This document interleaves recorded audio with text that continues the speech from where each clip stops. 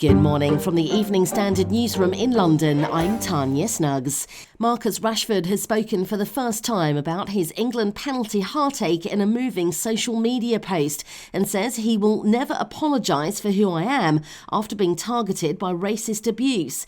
In a post on Instagram, the Manchester United forward admitted he lacked confidence heading into the final after a difficult season and revealed the torment of seeing his spot kick come back off the post, apologising to the nation and admitting, "I can score penalties in my sleep, so why not that one?" Rashford was one of 3 players to miss in the shootout, along with Jadon, Sancho and Bukayo, Saka. The 23-year-old had played a limited role in the tournament after a dip in form that continued from the end of the club season, but was brought on late in extra time to take a spot kick, having been trusted by Gareth Southgate after scoring during the shootout win over Colombia at the 2018 World Cup. However, he was unable to repeat the feat despite sending the Italian goalkeeper the wrong way. Doctors' leaders have condemned what they've described as Boris Johnson's irresponsible decision to press ahead with lockdown lifting in England despite COVID-19 infections continuing to surge.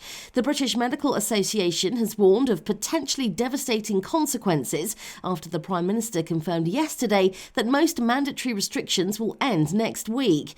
At a Downing Street news conference, the PM acknowledged the pandemic is not over and appealed to people to proceed with caution.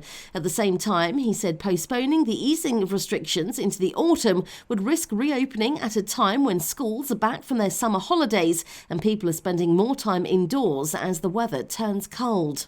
Italy, Germany and Poland are among the destinations most likely to be added to the government's green travel list, according to an analyst. Robert Boyle, former director of strategy at British Airways parent company IAG, predicts that 12 countries could be put in the low-risk tier this week. He says this includes 9 European countries, which are all strong candidates, consisting of Austria, Bulgaria, Germany, Italy, Latvia, Lithuania, Poland, Slovakia and Switzerland.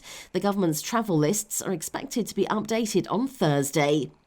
A fire has swept through a coronavirus ward at a teaching hospital in southern Iraq, killing at least 50 people and injuring dozens more. The new ward, opened 3 months ago, contained 70 beds. The cause of the fire was not immediately known, but initial reports suggest it began after an oxygen tank exploded.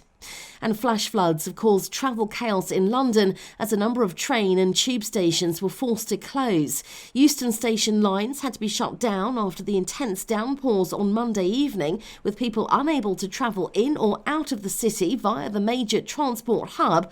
Underground stations, including Chalk Farm and Hampstead stations in North London and Wimbledon in the south, have also drawn their barriers due to the heavy rainfall. Cars were also filmed struggling to make their way through streets that appear to have turned into rivers after several inches of rainwater.